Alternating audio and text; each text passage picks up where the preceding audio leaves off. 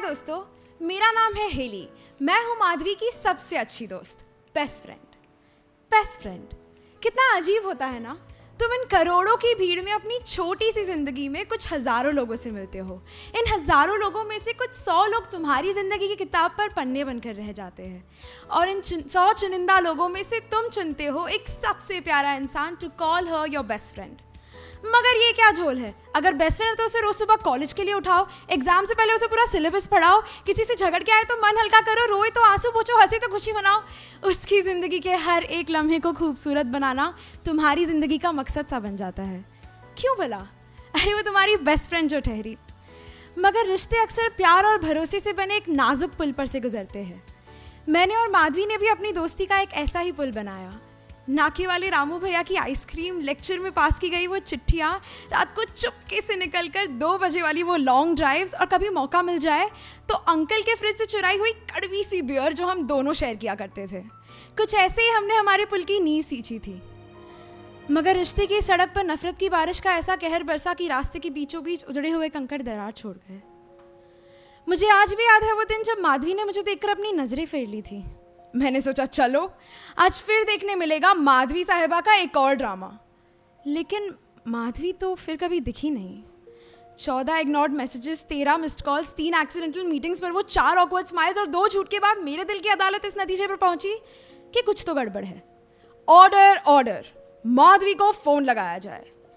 लेकिन माधवी ने फ़ोन नहीं उठाया।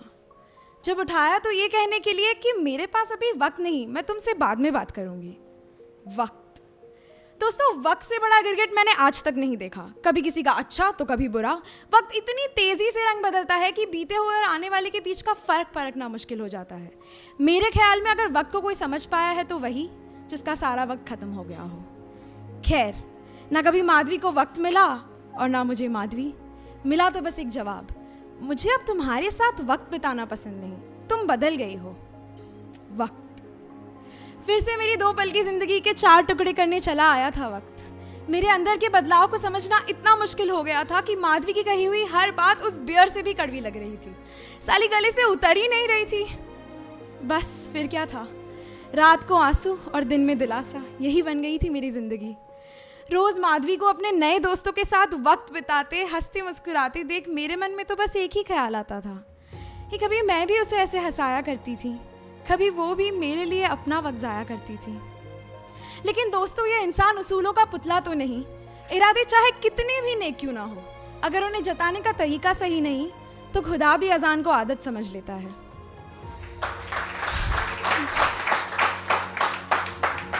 दिल तो मेरा साफ था लेकिन शायद मेरे शब्द मैले थे। मन तो मेरा नादान था लेकिन शायद मेरे वक्त के मन में खोट थी।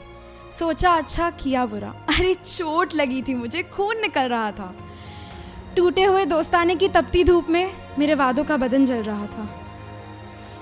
लेकिन दोस्तों, सच कहूँ तो कोई गिले शिकवे नहीं, क्योंकि जब नाते रुख बदलते हैं ना, तब हज़ारों माफ़ियाँ भी गलतियों के सामने कम पड़ जाती है।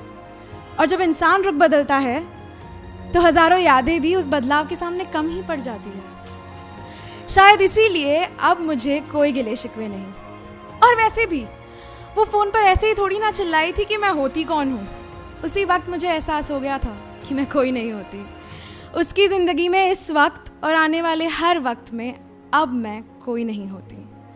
दोस्तों, अगर इस कहानी से आप अपने साथ कुछ ले जा सकते हैं तो बस ये कि इरादे बदल जाते हैं, लफ्ज़ बदल जाते हैं, रिश्ते बदल जाते हैं। जब इंसान का वक्त बदलता है ना, तो इंसान खुद भी बदल जाता है।